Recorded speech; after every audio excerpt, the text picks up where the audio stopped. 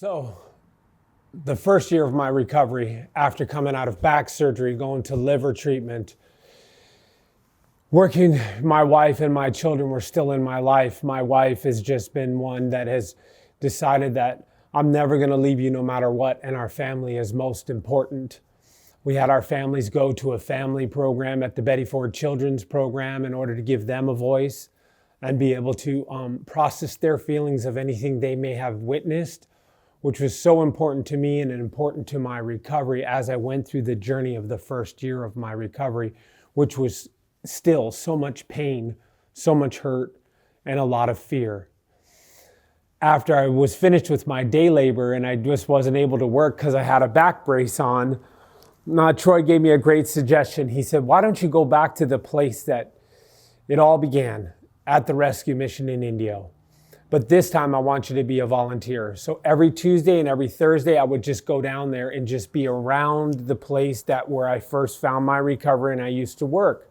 So I would pick up trash, do the gardening, talk to people, and that's where the beginning of my healing process came.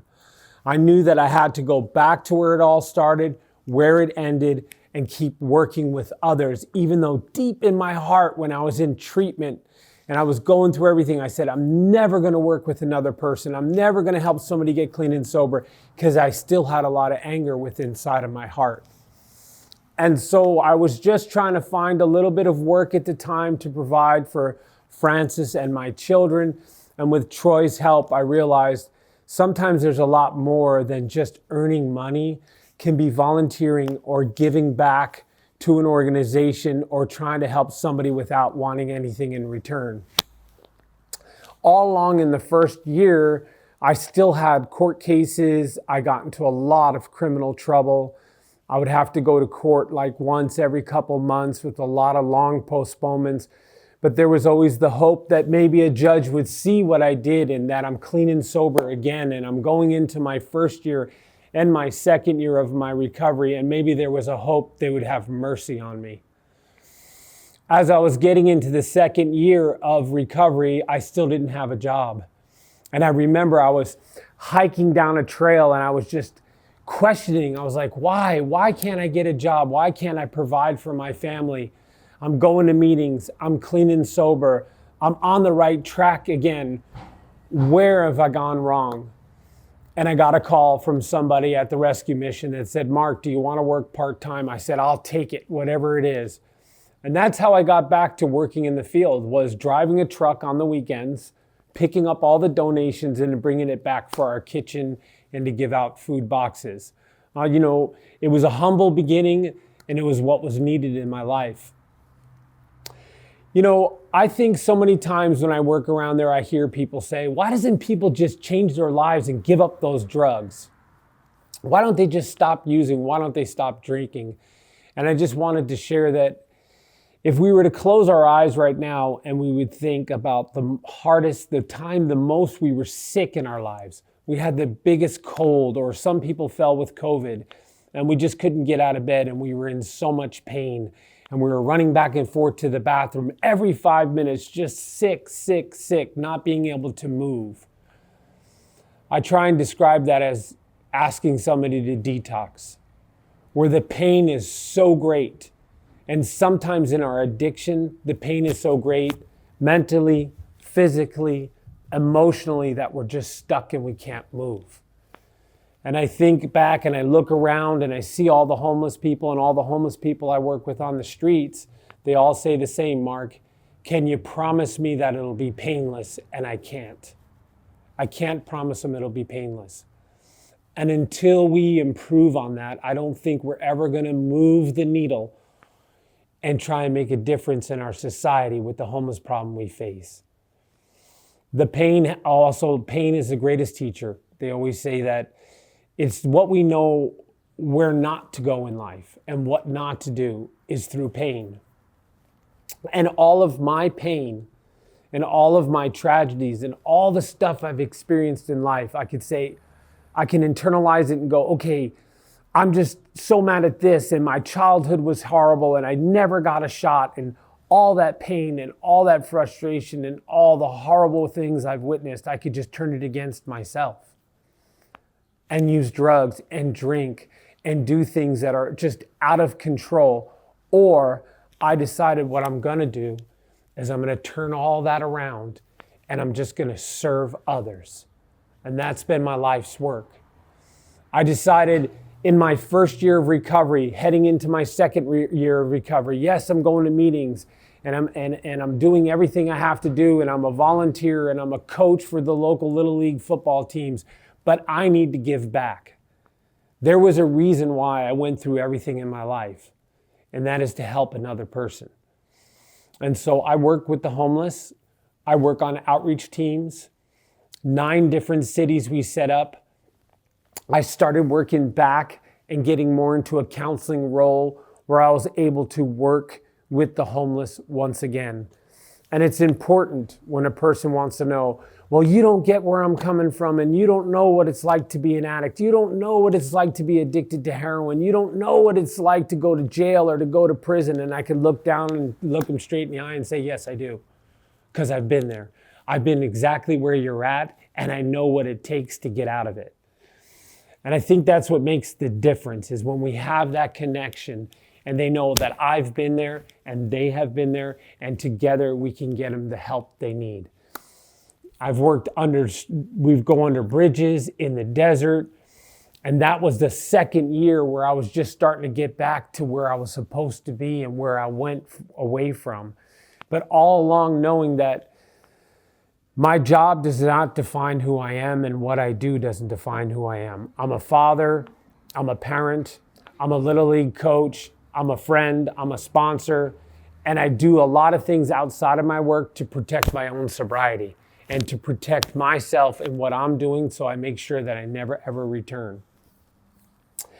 Up until this point, in the first to second year, I'm still living at a sober living house because I felt like it wasn't enough time. I needed to be sure that I was solid. So my wife and my kids, she was living in an apartment. I was living in a sober living house because I was just like, I don't know if we want to bring it back together. Plus, I'm still fighting and working to get through this court battle. And the whole time trying to find a way to talk to our children about it because we just don't know what could happen. But I just wanted to just keep having faith and knowing, you know what, I'm going to stay clean and sober. I'm going to keep working with others. I'm going to keep making a difference in my community. I'm going to go out there and share my story with as many people as I can hear what I'm saying to try and get them in to change their lives. And the day was coming close, and we kept fighting my case and fighting my case. And I went to court something like 25 times. And this is all in my recovery, still staying clean and sober, and still working with others in hope that the judge would have mercy on me. And I remember going back and forth to court, and it was just weighing on my wife and weighing on my children. And my life coach, Troy, was like, Mark, just hang in there and keep going on. And I said, one day I woke up and I said, I can't move on with my life. I can't do this anymore. I don't know what to do, Francis. And she just said, Mark, what do you want to do? I just said, I just want to surrender. I just want to surrender to the courts. I just want to go in there and just raise my hand and say, I'm done fighting. And right there, everything changed for me. And I was somewhere around 3 years clean and sober. And I remember calling my attorney and said, I'm done fighting. I can't fight anymore. I have a wife, I have 2 children at home, and I can't move on with my life with this hanging over. So one day we went to court and we pled to the court. And I pled mercy, and I asked him, please have mercy not just for me, but for my children and my wife. And I would like to say there's a rainbow at the end of this story, but there wasn't. At the time, they just said, no, Mark, you're going to have to do 300 days in jail. And I just was so taken back. I said, I'm 3 years clean and sober. I've done everything I can. I've changed my life, but there was still a price to pay. I couldn't understand why, but I know now that there's a price to pay for everything we do, and I was willing to pay the price.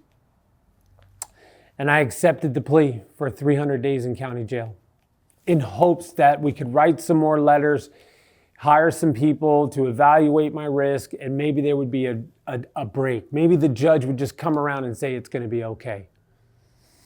And here we are heading up to the court date, and I'm at home hoping I get that call from my attorney's office to say, you know what, they're going to give you a break. You don't really have to go into jail.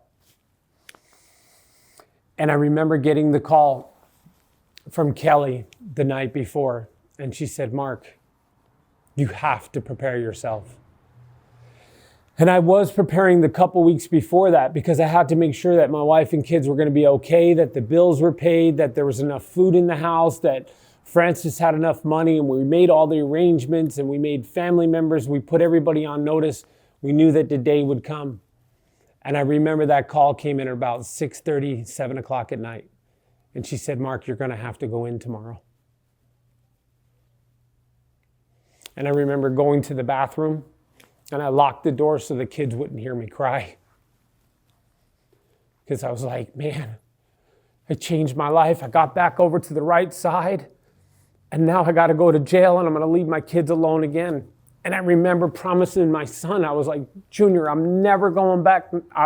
I'm always going to be here for you. After we got back together and we were in the Ranch Recovery Center, and I told that part of my story, and that was like my commitment to my children.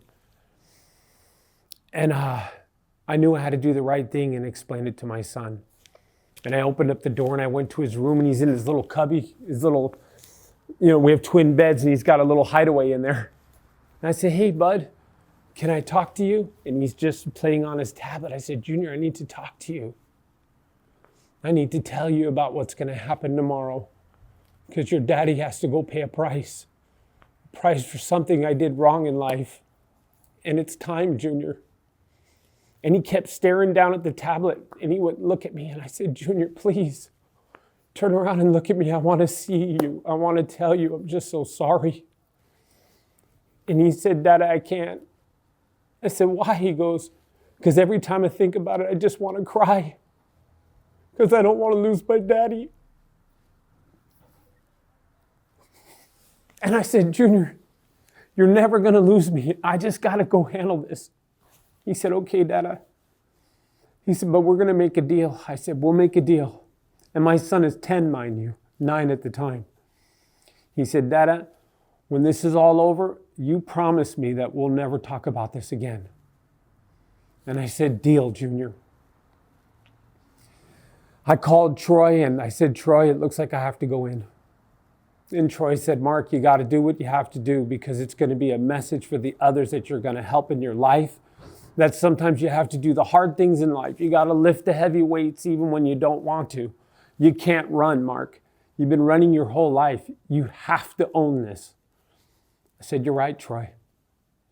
So I prepared myself the best I could, and in the morning I got dressed up the best I could. I had shirt and tie.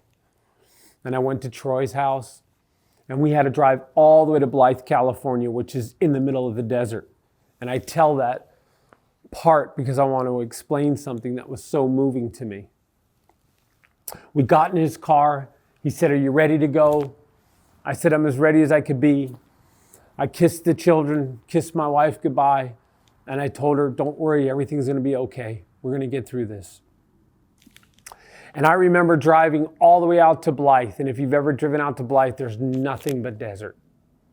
Nothing but desert.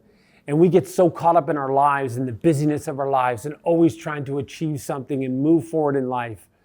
But when you know where you're going is not going to be good and you're going to jail, all bets are off. We drove across that desert where there was nothing but desert. For miles, you can't see anything.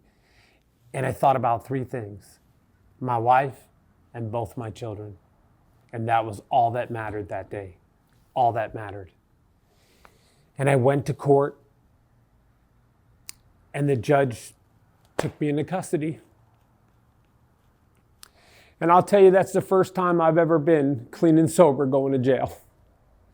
And even the bailiff said, I almost feel bad arresting you because you're probably the best dressed person I've ever taken into custody. And I remember having they take you and they have to book you. And she said, Mark, I don't know what you're feeling and what you're going through, but that judge does not hate you. I said, I think he's pretty mad at me. He said, no, you'll see, Mark. I said, okay. And they booked me into Blythe County Jail, and I was facing 270 days. And I remember going in those long, cold hallways where you got to change out all your clothes. And there was so many messages being sent to me along the way that I didn't understand. Like the main jailer said, you know, Mark, don't get too comfortable around here because you'll probably get fed kicked. I don't know anything about that stuff. I'm just here to do my time. I don't want to get hurt. I don't want to pick up a case. I just want to love my family and just get through this. Made a couple calls to Francis, and I just went from cell to cell to cell to cell. I'm like, God, I never got housed. At 2 o'clock in the morning, they woke me up. They said, well, we're transferring you all the way back to Indio. I'm like, why? I'm here.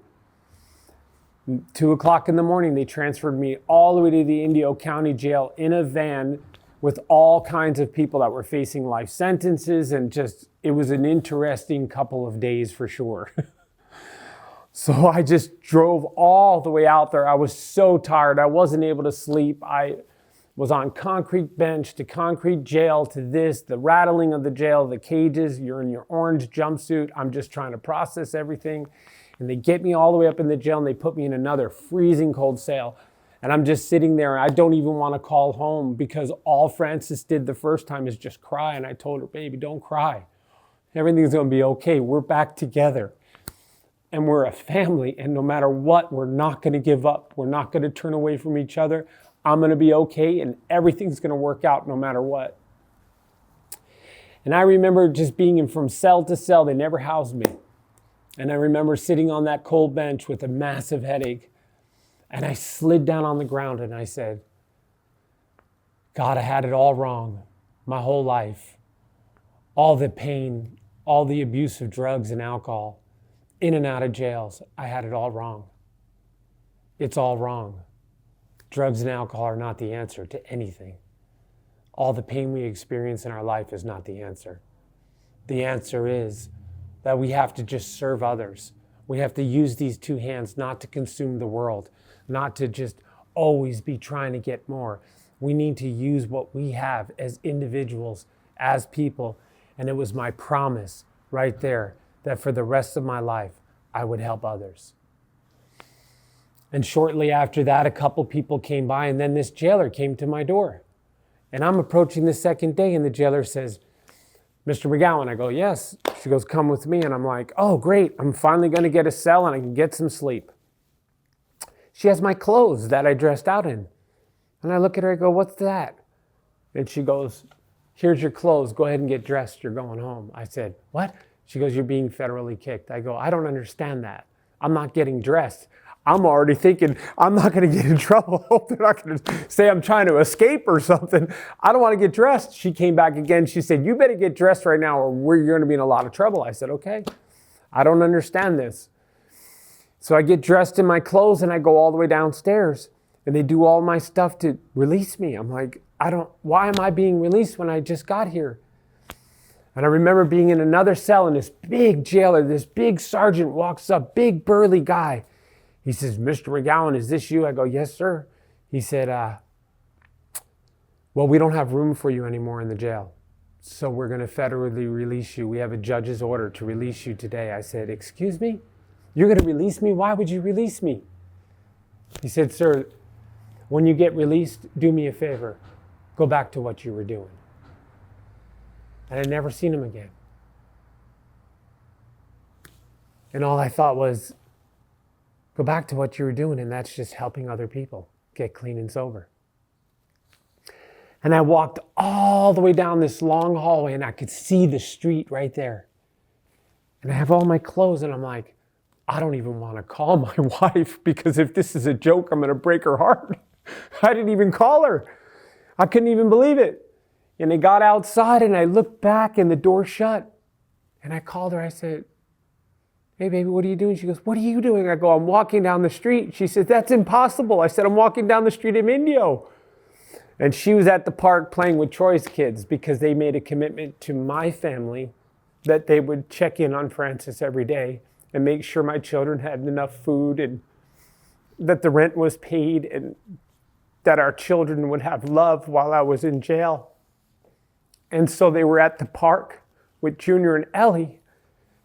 And Junior's like, Mom, what's wrong? What's wrong with Dad? She said, nothing. We're going to go pick him up. And they drove all the way out to Indio. And Junior's just can't believe it. He gets out of the car and I'm sitting on the curb and I just still can't even believe I'm out. And he runs up to me and that little kid gives me the biggest hug ever. Almost knocked me on the ground. I said, but Junior. He goes, Dada, remember our deal. I go, what's that? We're never talking about this again. Now let's go home. And that was it. And it was just amazing how fast it happened. 1 minute I thought I was going in again. And they all knew and they just walked me straight out the door. And I did exactly what that jailer said, go back to what you were doing. And when I went back, I had a new fire in my stomach to help even more people. It was like, that was just God's way of saying, look, Mark, you're in the right place at the right time to help a lot of people. And I just started moving up at the rescue mission. Our family came together after that. I know that with the court case behind me, and I knew that jail wasn't the outcome, it was finally the day to leave the sober living home.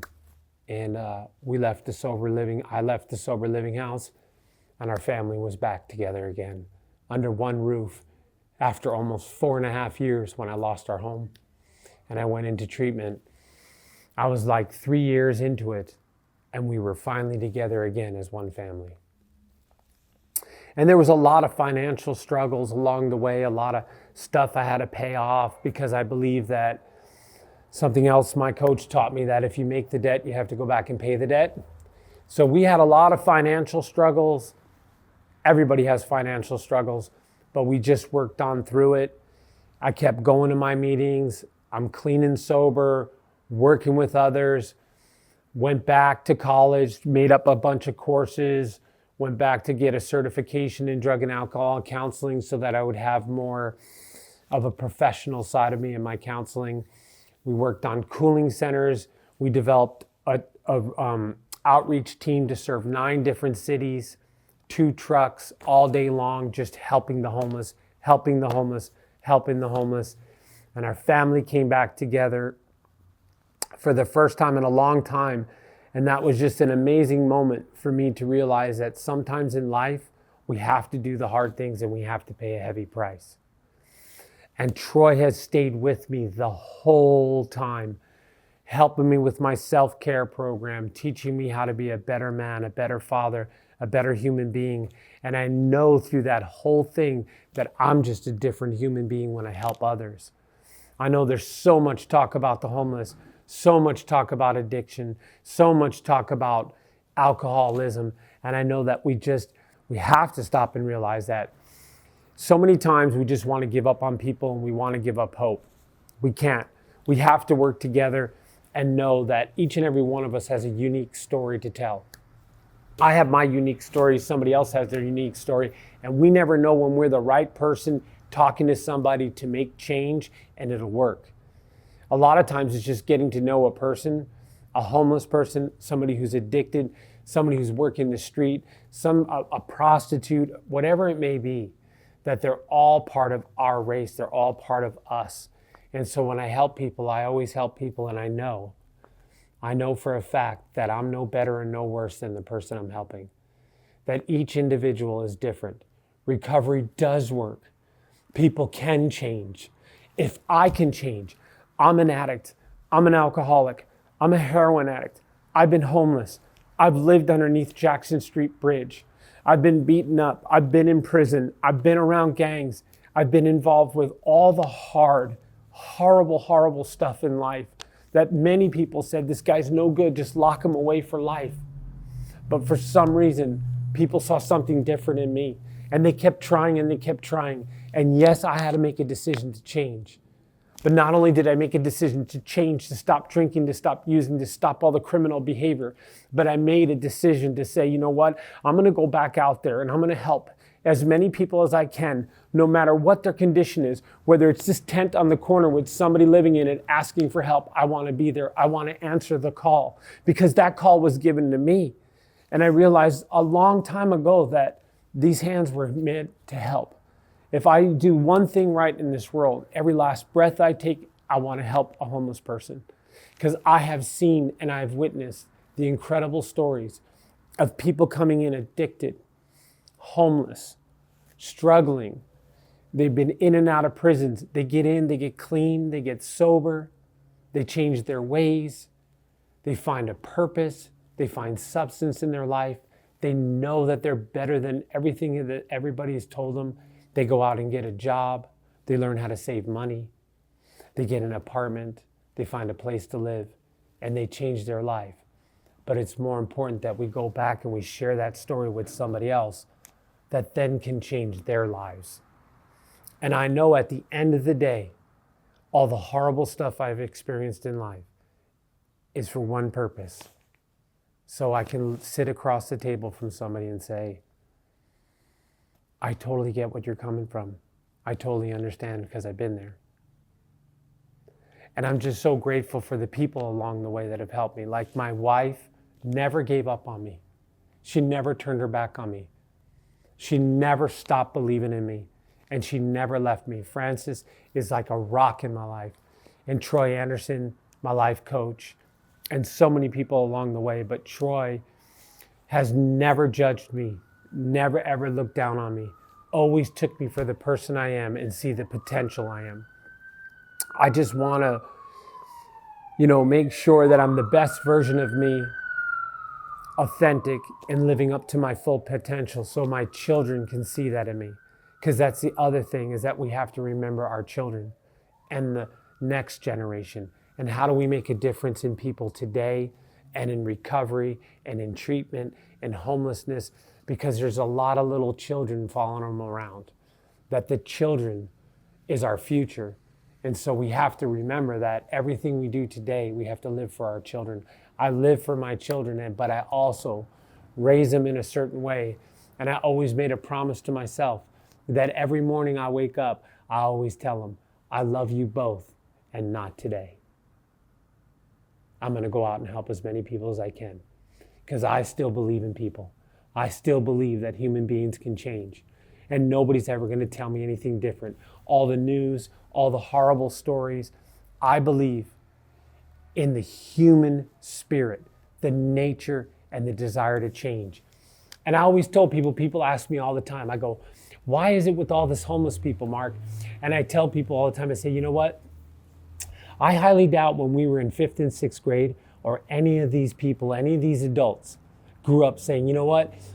I hope and aspire to be homeless, to be addicted, to have to sell my body, to have to get into fist fights, to join a gang, to go to jail. None of them grew up saying that that's what I hope and wish to be. That's the answer. Every little kid, every little boy, every little girl has dreams. They have aspirations, but something went wrong along the way, whether it be trauma, whether it be something that they saw in their parents, something that they're emulating, something they think is cool. And then along the way, a series of bad choices, problems, mental illness, diagnosis, they land homelessness. There they are, homeless on the corner. But nobody ever first sought out in life to be that at the end.